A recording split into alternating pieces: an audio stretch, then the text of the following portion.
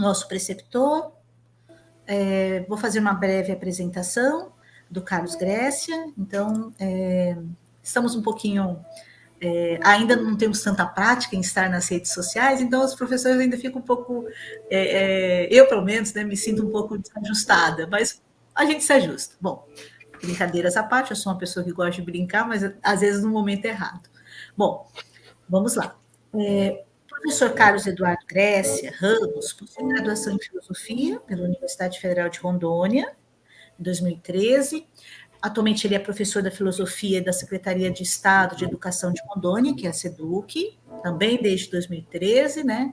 Tem experiência na área de filosofia com ênfase em ética e epistemologia, atuando principalmente nos seguintes temas: liberdade, conhecimento, inteligência, sabedoria e moral.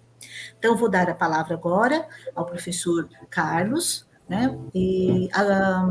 Entre 10 a 15 minutos, professor. Obrigado, Fanny. Boa noite. Meu nome é Carlos Grécia. Sou professor de filosofia da Escola João Bento, aqui em Porto Velho, e fui preceptor do subprojeto em filosofia do programa Residência Pedagógica, né? Tendo como orientador o professor Leno Danner.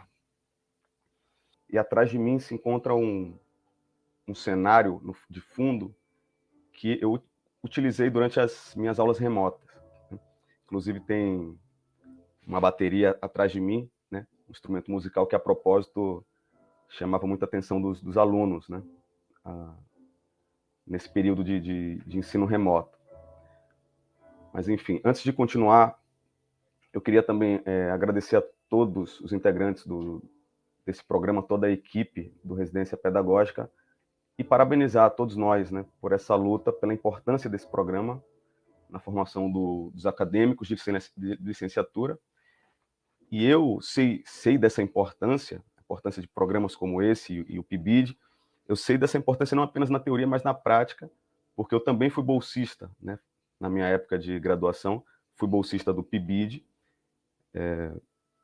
e já venho atuando também como professor preceptor nessas últimas edições, né? Tanto do PIBID quanto do Residência Pedagógica, desde 2018, né? E essa última edição agora. E eu queria, antes de falar um pouco sobre a nossa prática na escola, mostrar umas fotos, se der para apresentar aí. Eu separei algumas fotos tiradas por uma de nossas residentes, né? Eu não sei se está aparecendo aí.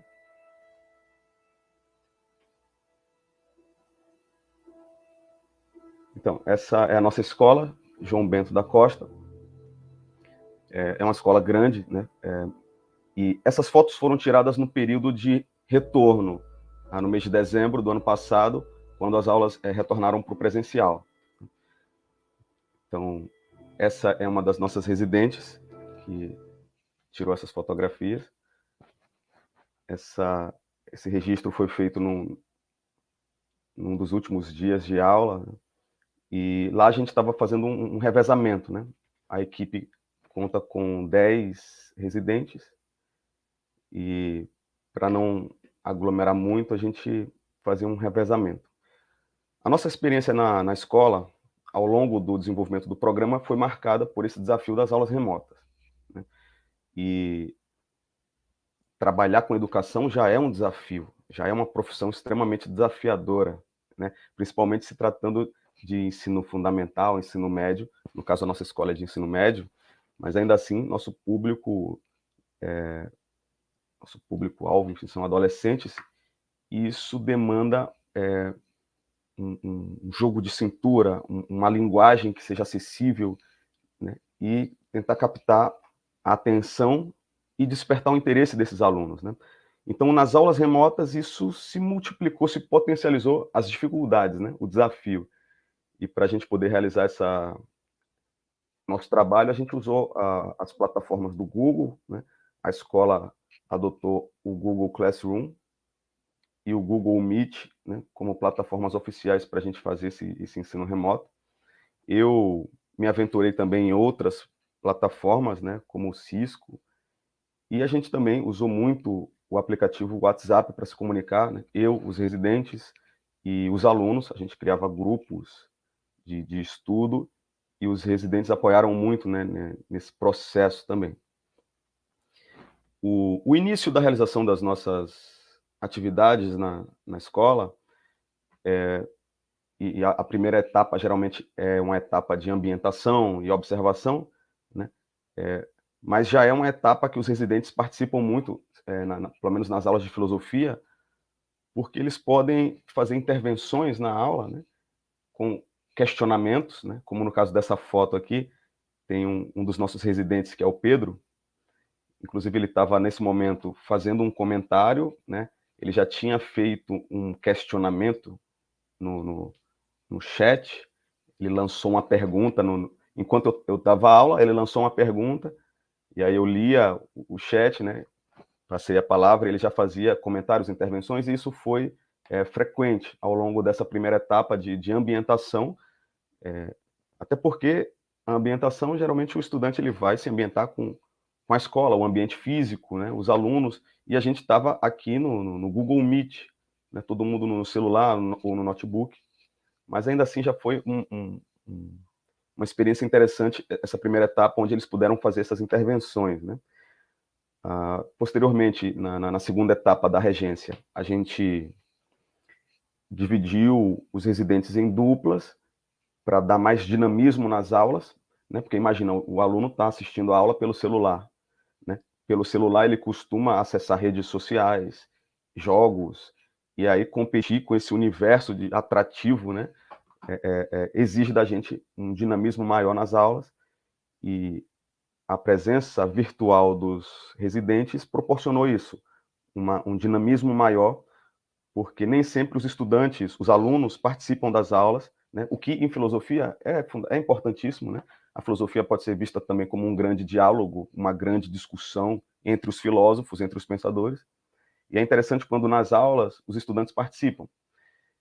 E quando a fala ficava só concentrada no professor, né, principalmente nas primeiras etapas da realização do programa, os residentes, né, aproveitavam e a gente se comunicava, né, eu pedia para eles, em momentos oportunos, colocarem questões, fazerem provocações, né, e eles faziam isso muito bem. E na época da regência, eles se organizavam em duplas para trabalhar com temas em que dois residentes pudessem ali conduzir a aula, né, e dar mais dinamismo. Infelizmente eu não trouxe mais fotos para compartilhar aqui, mas eu gostaria de comentar rapidamente uma atividade que foi desenvolvida com os residentes, que foi uma atividade extra, né, além da participação dele nas aulas e da regência deles, a gente organizou uma atividade extra que foi um debate entre os alunos, os estudantes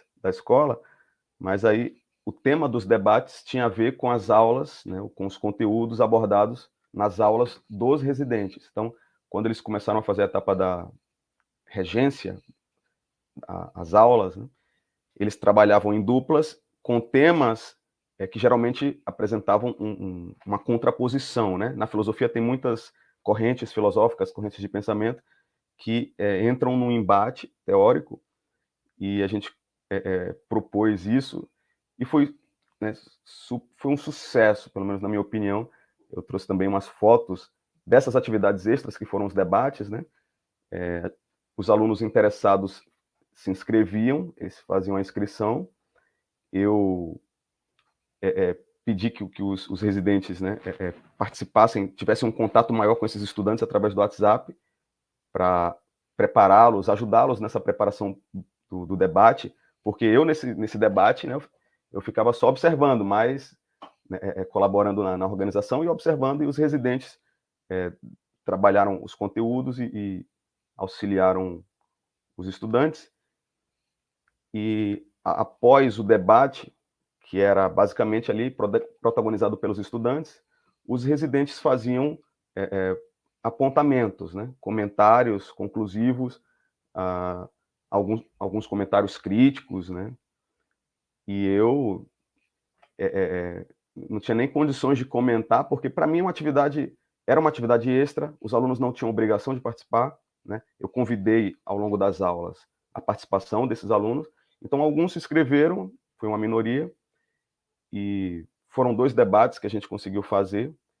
Então, quando eu assistia os meninos debatendo, né, eu ficava num estado de admiração e satisfação.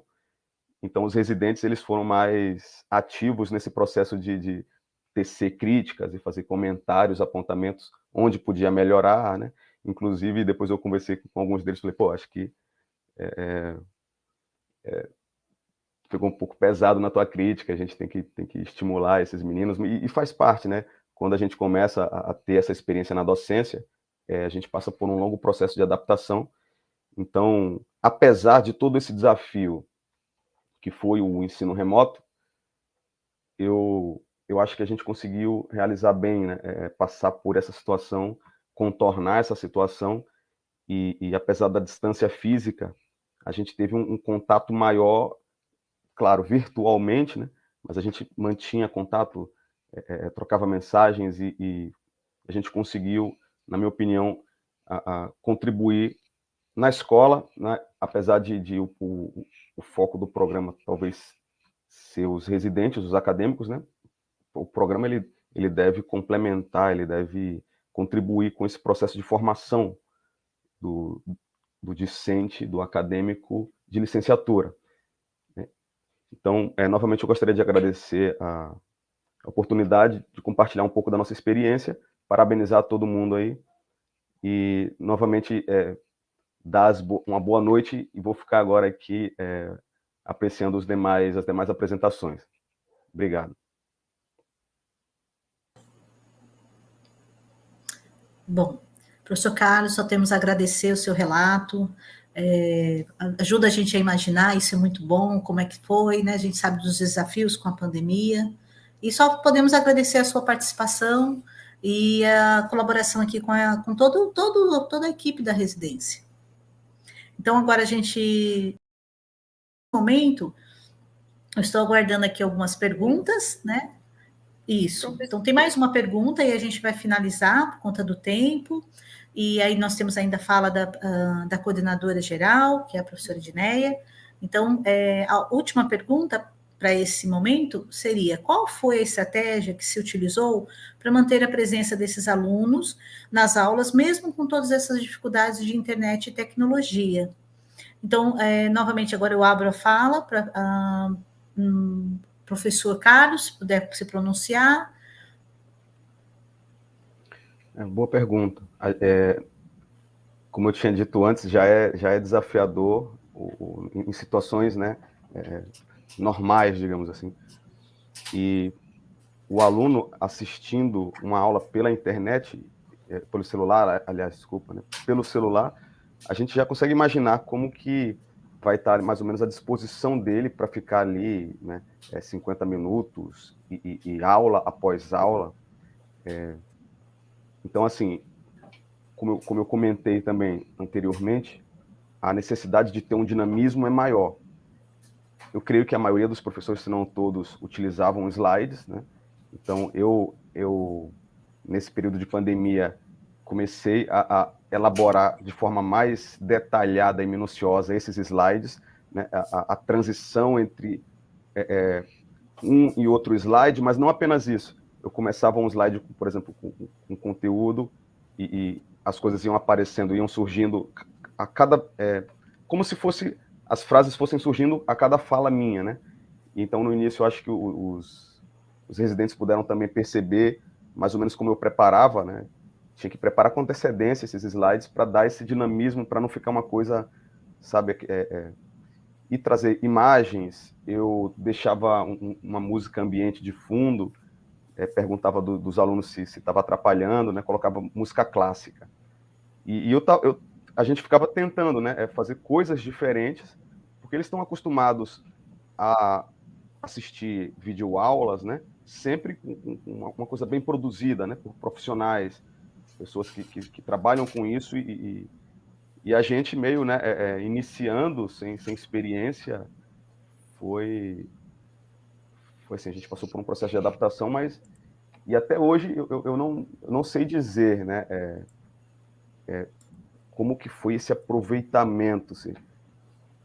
Eu converso com os alunos até hoje, né, já no presencial, eu via que eles não liam os textos que a gente compartilhava com eles, a minoria lia esses textos, a gente colocava textos para eles já lerem, né, uma outra pergunta, para eles já chegarem na aula com alguma informação prévia para facilitar. E eu achava legal as aulas, né? A gente que está nessa posição, né, enfim, eu achava legal as aulas, mas eu acho que eu não sei dizer. Seria legal ter um aluno aqui, além dos residentes, né, dos preceptores, dos coordenadores, ter os alunos da escola presentes para eles compartilharem também de forma sincera, né, o que eles acharam dessas aulas. Eu confesso assim que eu tentei usar várias estratégias como essa, coisas, né, dar um dinamismo na aula pelo slide, convidar os alunos a participarem das aulas. Então, geralmente eu faço isso, né? Normalmente eu questiono, provoco e tento fazer eles participarem ativamente, né? Serem alunos ativos. E a presença dos residentes, inclusive, ajudou, contribuiu muito com isso, porque mesmo quando eles não estavam na regência, eles faziam uma pergunta, né, uma propícia, levantavam uma dúvida, faziam uma provocação. Então, quando a fala fica centrada numa só pessoa, em pouco tempo cansa, né? Quando há um dinamismo, e às vezes os alunos queriam debater temas polêmicos, aí a gente tinha que ter um jogo de cintura, né? E aí ligava o microfone um monte ao mesmo tempo, um monte de aluno ligando o microfone e falando ao mesmo tempo, aí a gente tinha que com um jogo de cintura, né, pedir a colaboração. É interessante que eles participem, mas tem que ser de forma organizada. Então, rendeu algumas situações bem inusitadas, assim, e às vezes vinha a pessoa da família, da casa do aluno, e participava da aula, era o irmão, a mãe, e foi interessante, assim, a experiência de passar por isso, apesar da circunstância ser trágica, né? É isso. Obrigada, professor Carlos. Professora Rosana, gostaria de completar a sua fala? Bem breve, né? Eu acho que é melhor ouvir os residentes, porque eles que pegaram, né? E junto com o Carlos, claro, que o Carlos e os residentes que estavam mesmo com a mão na massa, né? A gente ficou acompanhando